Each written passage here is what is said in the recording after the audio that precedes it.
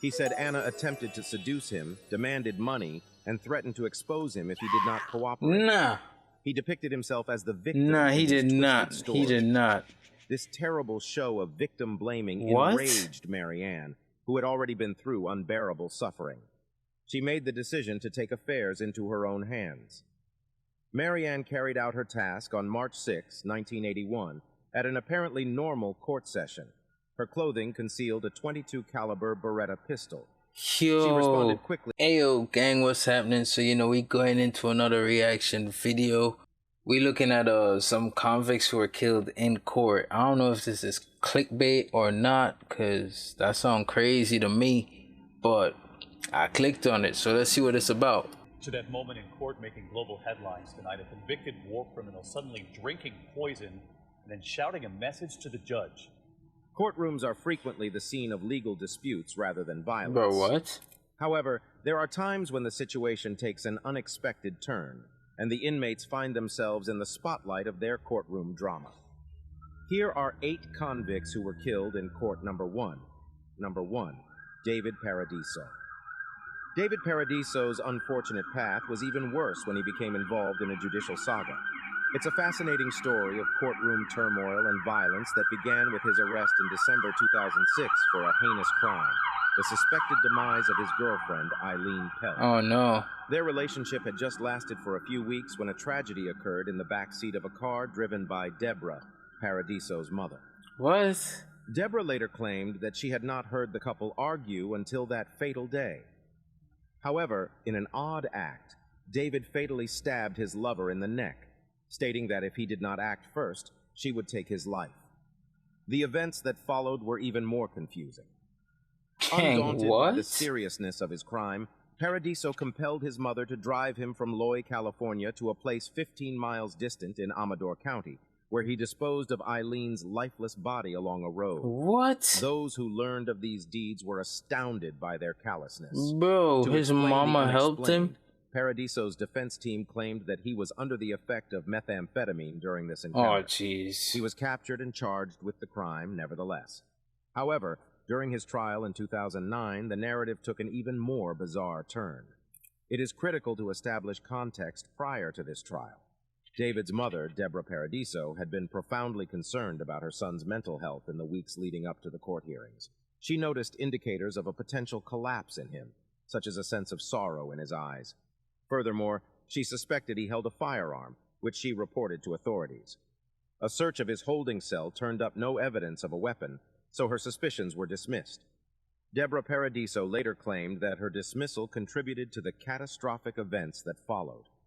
David Paradiso testified about the death of his girlfriend during his trial in March 2009. He did, however, give a different story than his prior statements, discarding his argument that he acted in fear for his life. He stated this time that he took Eileen's life because he thought she deserved not to live. This dramatic shift in his story was both intriguing and concerning. What? A pause was ordered during this critical trial, presided over by San Juan County Superior Court Judge Cinda Fox, after Deborah, David's mother, left the courtroom in tears. She had spoken out against her son taking the stand, expressing worries about his mental health. This outburst caused a hiccup in the proceedings. During this little respite, David Paradiso made his move. He came up behind Judge Fox and attacked Fox with an unidentifiable sharp weapon. He stabbed the judge numerous times and attacked her physically as well. Several courtroom visitors attempted to intercede, but it was Lowy Detective Eric Bradley who grabbed his gun and shot Paradiso. Despite her injuries, Judge Fox was successfully evacuated from the courtroom on a stretcher and recovered well. David Paradiso passed away as a result of the gunshot wounds he sustained during the event. What? This unexpected turn of events left a path of destruction in its wake. David's family, particularly his mother Deborah and brother Araine Paradiso, were overcome with sadness and stated their conviction that the tragedy may have been avoided if law officials had handled his declining mental health differently. Araine said that his brother suffered from paranoid schizophrenia, a confirmed and well-known illness.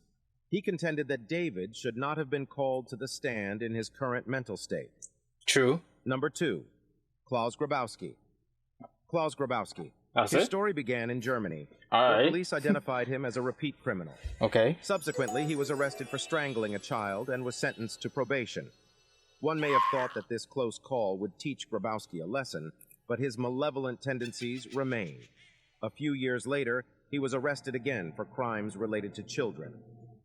While Grabowski first received light treatment in court, the authorities were not as merciful this time. Grabowski was on the verge of committing his most heinous act, setting the stage for a memorable courtroom brawl. Marianne Bach, born on June 3, 1950, was the pivotal person in this horrific story. Her upbringing in West Germany was difficult, with a violent father and a mother who abandoned her when she was a teenager. She became a mother at the age of 16, having to give up her first kid for adoption. Oh, no. At the age of 18, she had another kid, whom she had to give up after being attacked just before giving birth. On November 14, 1972, Marianne gave birth to her third and final child, a beautiful girl called Anna. Marianne was raising Anna on her own, so she worked as a waitress to make ends meet. Their lives, however, remained unsettled. Marianne's long hours at the bar kept her away from Anna, and several of her acquaintances saw that Anna frequently looked after herself, even sleeping at the bar where her mother worked. Oh, The sad jeez. sequence of events began on May 5, 1980, when Marianne and Anna got into a violent disagreement before Anna left for school. The 7-year-old, That's who my was birthday, though. heartbroken and upset, May 5th. opted not to go to school that day. Claus Grabowski, a neighbor from their apartment complex, offered her the opportunity to play with his cats in his apartment while she departed, claiming to go to school. Once Anna was at Grabowski's apartment, he assaulted her for hours. Oh, no. Surprisingly, he then strangled her with his fiancé's tights, brutally ending her young life. Grabowski did not escape punishment. When his fiancée found the heinous reality, she promptly called the cops. When officials arrived at the canal's edge, they discovered Anna's lifeless body and quickly caught Grabowski. Jeez. On March 3, 1981, That's so the sad. trial began, with Grabowski seeking to shift guilt onto the little child he had violently stolen from the world. He said Anna attempted to seduce him, demanded money, and threatened to expose him if he did not cooperate. Nah. He depicted himself as the victim. Nah, he in his did twisted not. story. He did not. This terrible show of victim blaming What? enraged Marianne, who had already been through unbearable suffering. She made the decision to take affairs into her own hands. Marianne carried out her task on March 6, 1981, at an apparently normal court session. Her clothing concealed a .22 caliber Beretta pistol. She Yo. responded quickly when she saw Grabowski in the courtroom and fired 7 rounds at him. 6 of the bullets were successful, culminating in Grabowski's demise. A video of the shooting revealed Marianne's determined manner, expressing no emotion even when others interfered to detain her. She exhibited no regret. Yo. Marianne received a 6-year jail term for manslaughter, of which she served just 3. She passed away due to pancreatic cancer in 1996 and was buried next to her adored daughter, Anna. Hey, Marianne a soldier, bro. Like, violence ain't it really ain't, but sometimes it's the only way, you know? And when it's the only way, you just have to accept it and carry through. This is what it is, you feel me? And she carried through, gang. Yeah. How you gonna get up and say my 5-year-old daughter seduced you and try to then ask you for money? Bro, what? You insulting, bro. Nah, I'd have capped him too. Real talk, gang. I'd have capped him too. Yeah. Number 3, Slobodan Praljak. Mm-hmm. This incident follows a different route, concentrating on the case of Slobodan Praljak, who took his own life during his sentencing hearing in 2017. Let's look at how Praljak ended up on trial and what motivated him to take such dramatic measures. Slobodan Praljak was a Bosnian Croat who was born in Yugoslavia in 1945. As he pursued further education, became a professor, and ran an electronic business, his life looked to be pretty conventional. However, during the Croatian War of Independence 1991, his life took a drastic change. Praljak joined the Croatian military and rose to the rank of general, acquiring a pivotal role during the conflict.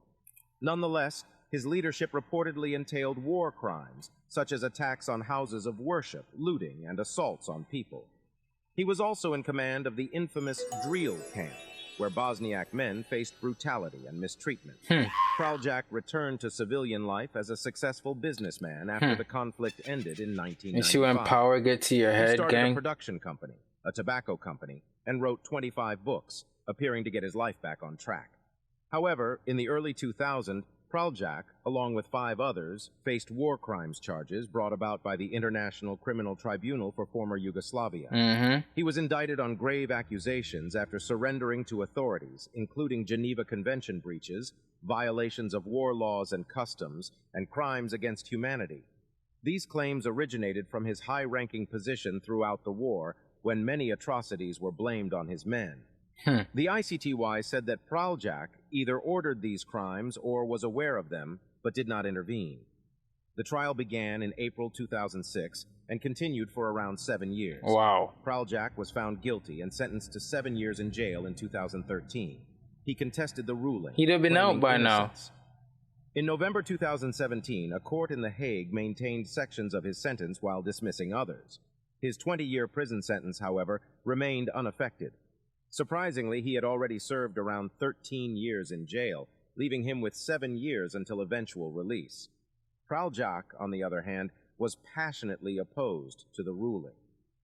Following the pronouncement by the judge, he made a stunning remark in the court. What, he should have been out He sipped a liquid 2025? from a little brown container he carried with him and said, "I just drank poison." The court ordered the curtains to be drawn, and Praljak was quickly transferred to the hospital. Tragically, he passed away as a result of heart failure. Praljak's demise generated various issues, the most pressing of which was how he received the poison. The security checks at the courthouse are stringent, making it extremely difficult for anybody to bring poison inside. Despite extensive examinations, the source of the toxin remained unknown. This perplexing part of the case perplexed many people. Praljak's demise elicited a range of reactions. Some former ICTY judges saw it as a tragedy since it denied war victims the justice they sought. Praljak's demise left a complicated legacy and a slew of unresolved issues, casting a pall over an already difficult chapter of history. Number 4, Scio Angelou. Scio Angelou's spectacular courtroom demise is a bizarre story. Consider a criminal dying in a courtroom because he attempted to assault someone while on trial for a series of violent crimes. Everything seems too strange to be real, yet everything happened exactly as recounted in the instance of Angelou. Angelou's childhood is partly shrouded in mystery, with little information accessible about him. What is known is that he had links to the Tongan Crips gang, a prominent criminal organization. This gang operated in various U.S. states, as well as in New Zealand, Australia, and Canada. Angelou's trip into the courtroom, where he eventually passed away, was the result of a 29-count racketeering indictment that targeted 17 gang members. Angelou, who was 25 at the time, was named in this indictment, which focused on organized crime. Angelou and his fellow gang members faced a new set of indictments for their alleged criminal acts in 2014. The series of circumstances that led to Angelou's terrible demise is what makes this case so compelling. First, he found himself on trial in a newly built courthouse that had just opened its doors a week earlier. Second, there was a breakdown in communication between the sitting judge and the marshal in charge of Angelou's courtroom presence. According to the FBI, this oversight was critical. Individuals appearing in court are typically shackled to avoid any efforts to harm others. Court marshals are notified whether or not a defendant is chained. Because the new courthouse lacked key settings, such as table coverings, that would have marked Angelou's unfettered status, several marshals were unaware that he was unrestrained. Angelou took advantage of this error to carry out a risky scheme. Angelou was in the courtroom. As the witness took the stand, Angelou pulled a pen from his seat at the table and unleashed an attack on the witness. A court marshal quickly intervened, ordering Angelou to put down the pen. The witness escaped Angelou's attack by running to safety. Several others in the courtroom hurried to interfere, hoping to stop Angelou's attack. Angelou's aggressive plans, however, were immediately thwarted by a court marshal who used his weapon. Angelou received 4 bullets in the chest. He was quickly rushed to the hospital but passed away as a result of his injuries. Notably, the court-martial in command of these activities was not identified and was not prosecuted for any misconduct. This, however, was not the end of the story. Angelou's family filed a wrongful death case against the marshal and the U.S. Marshal Service, accusing them of excessive force. They claimed that the marshal's 4 rounds were excessive force. The case received national attention, and in 2018, a court ordered the release of the shooting video to the public, ending a 4-year period in which the tape had remained unreleased. Robert Sykes, the family's attorney, claimed that the final 3 rounds were fired when Angelou was already down, resulting in excessive force. Judge Dowell, however, disagreed with this view and dismissed the case. He said that Angelou was plainly attempting to assault the witness and that the marshal's actions were required to avert damage since Angelou had just seconds before launching his attack. Following that, the family decided not to challenge the ruling. Yeah, because you know what it is, too? He probably, somebody in the gang or higher up probably was like, yo, bro, anybody get the opportunity, you know what I mean? So he probably was looking out for the gang, thinking, all right, I'm going to do this. I'm going to get some years for this, but the gang won't get nothing because the witness is dead. And then I'm going to come home in a couple of years. Some of them be thinking like that, bro. They be thinking, yo, I'm going to come home in a couple of years. Not me, son. But you never know. The matter gradually disappeared from public view. Number 5, Jonathan Schmitz. Few courtroom cases have been as frightening and emotionally fraught as Jonathan Schmitz's attempt to take his own life. This terrible incident occurred in 1995 during a high-profile trial that received national notice. It's a narrative about the complexity of mental health, the rigors of public scrutiny, and the life-changing impact of a single event on everyone involved. Jonathan Schmitz's meteoric rise began with a guest appearance on the Jenny Jones program, a famous daytime talk program noted for its sensationalized fare.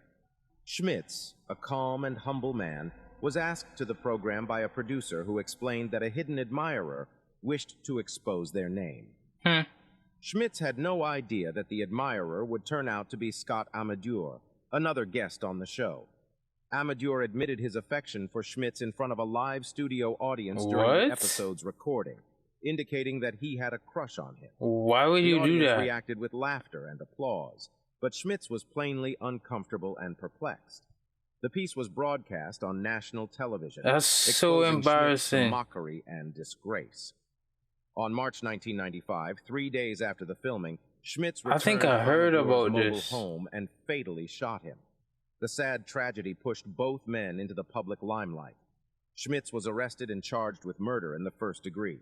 The case became a symbol of reality television's ethical limitations and the possible repercussions of public humiliation. Schmitz's mental condition became a significant... Like, he probably, you never know, he could have been one of them what you call them? DL boys, you know what I mean? He could have been one of them down low dudes, like, you know? And you coming to out him to the world, gang, that's crazy, bro. I ain't saying he should have killed you, but that's crazy. How you gonna do that, bro? What? Ain't nobody tell you no? Like, that's not a good idea? Like, is he out there like that? Why you gonna tell another man on live TV you got a crush for him unless you got some sort of proof that he's swinging that way? You feel me? Don't make no sense to me. Significant source of dispute as the trial progressed. His defense claimed that the public humiliation on the Jenny Jones show drove him over the edge, causing him to suffer from melancholy and hopelessness. They said Schmitz was not in his right mind when he committed the crime and should only face a lesser charge. Schmitz's trial took an unexpected and tragic turn in March 1996. How so? He pulled out a revolver and attempted to take his own life in the courtroom. The pandemonium and fear that ensued are impossible to describe. Spectators, attorneys, and court officials were all stunned as Schmitz pointed the revolver at his own head and fired. What? Schmitz miraculously survived the self-inflicted gunshot wound, But his actions that day exacerbated an already problematic case. He was taken to the hospital right away and had life-saving surgery. The event sparked concerns about the sufficiency of courtroom But he just want to security go. and the treatment of mentally ill individuals. Schmitz's I'm playing, mental gang. health I'm came playing. under much more scrutiny after this attempt. The court-appointed psychiatrists examined him and determined that he had depression and a personality disorder. Schmitz was eventually found guilty of second-degree murder in Amadur's demise. The jury agreed with his defense's claim concerning the influence of the Jenny Jones show on his mental condition, resulting in a lower conviction than the initial first-degree crime. That's crazy. You can't Schmitz do that. received a sentence of 25 to 50 years in jail. Number 6, Brian Nichols. Hold on, gang. The shooting in the Atlanta courtroom in March 2005 was a shocking and sad episode in American legal history. Brian Nichols was at the core of this terrible episode, and his actions that day would echo well beyond the walls of the Fulton County Courthouse in downtown Atlanta, Georgia. Brian Nichols' story begins long before that failed day. Nichols, who was born in 1971, had a rough life that included a shattered home and run-ins with the authorities. Despite these obstacles, he graduated from high school and briefly attended college. However, as he became involved in illegal activities, particularly drug-related felonies, his life took a darker turn. Nichols' criminal background finally resulted in a trial in 2005. Nichols was being led to the Fulton County Courthouse for his trial in March 2005. Nobody expected this normal excursion to set off a terrible chain of events. Nichols started the rampage by overpowering a deputy sheriff, grabbing her gun and taking her life. What? He then went to the courtroom and shot both the presiding judge, Roland Barnes, and a court reporter, Julianne Brandow. Both the victims lost their lives in the shooting. Nichols escaped the courthouse after committing these heinous crimes, igniting a large manhunt and leaving Atlanta in terror and panic. Nichols embarked on a 26-hour spree that involved carjacking, further shootings, and a hostage scenario. He managed to avoid capture while instilling fear across the city.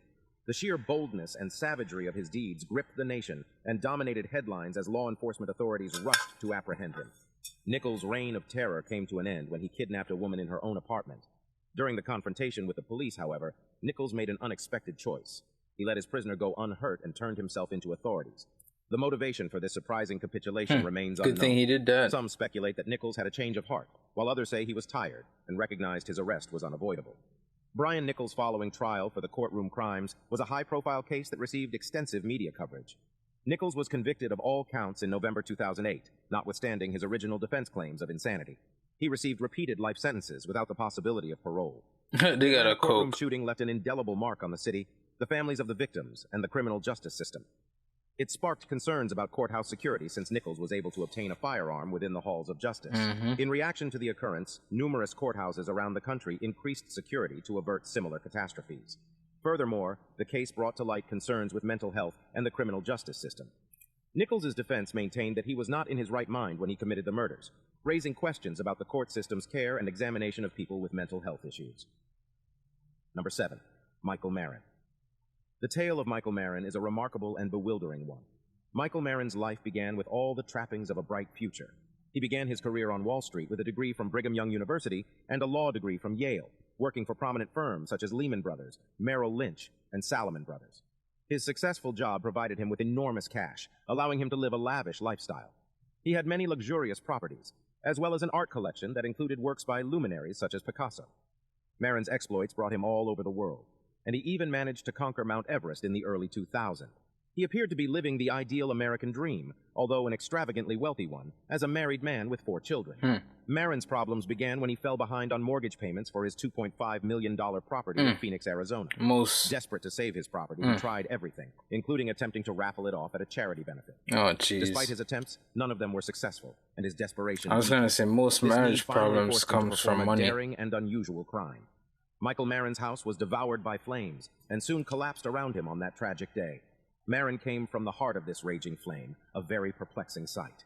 As perplexing as it may sound, this bizarre incident occurred in actuality. When police got to the scene, they discovered the former Wall Street broker dressed not to escape a blazing skyscraper, but for a day at sea.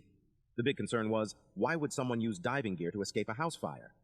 Marin had devised an unusual scheme. In order to avoid having to make mortgage payments, he staged the fire. On paper, his plan appeared simple. Burn down the house, flee while using scuba gear to breathe, and then collect the insurance money to get out of financial trouble. His strategy, however, would soon fall apart. Several variables threw a kink in Marin's plan. The first red flag was the jeez. easily arranged dive gear. Who maintains a completely completed diving suit in their bedroom, ready to use in case of fire?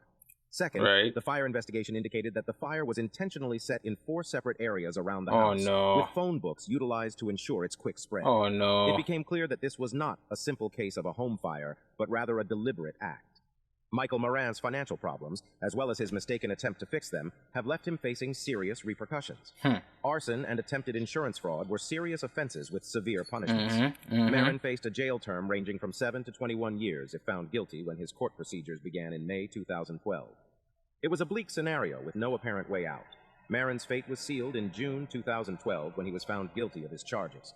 The decision took him hard, and he can be seen responding with anguish in a courtroom video. His face became crimson after consuming something, and he drank from a sports bottle before falling. Panic arose as courtroom members raced to save him, but their attempts were futile. Marin was rushed to the hospital where he subsequently passed away. Oh, jeez. Number 8, William Stryer. That's a coward. Now, this story is a little different, but needs focus as well. In 2003, William Stryer was at the heart of a dramatic and violent encounter outside a courthouse that would permanently change the path of his life. Stryer opened fire on Gerald Curry, a lawyer on that fateful day in a filmed incident that left Curry injured, and Stryer facing a life sentence plus 25 years in prison. The events of that day were filmed by a TV cameraman who happened to be covering the murder trial of actor Robert Blake, which had nothing to do with Stryer's case. The video showed a frightening sequence in which Stryer, armed with 2 weapons, fired 5 rounds into Curry's neck, arms, and shoulder. Curry bobbed, weaved, and hunched beneath a slim tree in a desperate fight for survival, his life hanging in the balance. Stryer's attempted murder conviction in January marked the start of a judicial path that would lead to his life sentence. The reason for this heinous attack, as revealed during the trial, was Stryer's deep resentment and dissatisfaction with Curry over the administration of a $98,000 trust fund that Stryer had received following an accident in which he was hit by a car. This obviously out-of-control money argument eventually motivated Stryer to perform a horrific deed. What? After the incident, Stryer strolled away from the scene with an unsettling composure, pocketing his firearms and walking away. Leaving the guy "That's what you shot get for up? taking my money," he said as he exited the courtroom and into the thoughts of those who witnessed the horrible episode. It was a startling display of savagery, and the consequences for Stryer would be severe.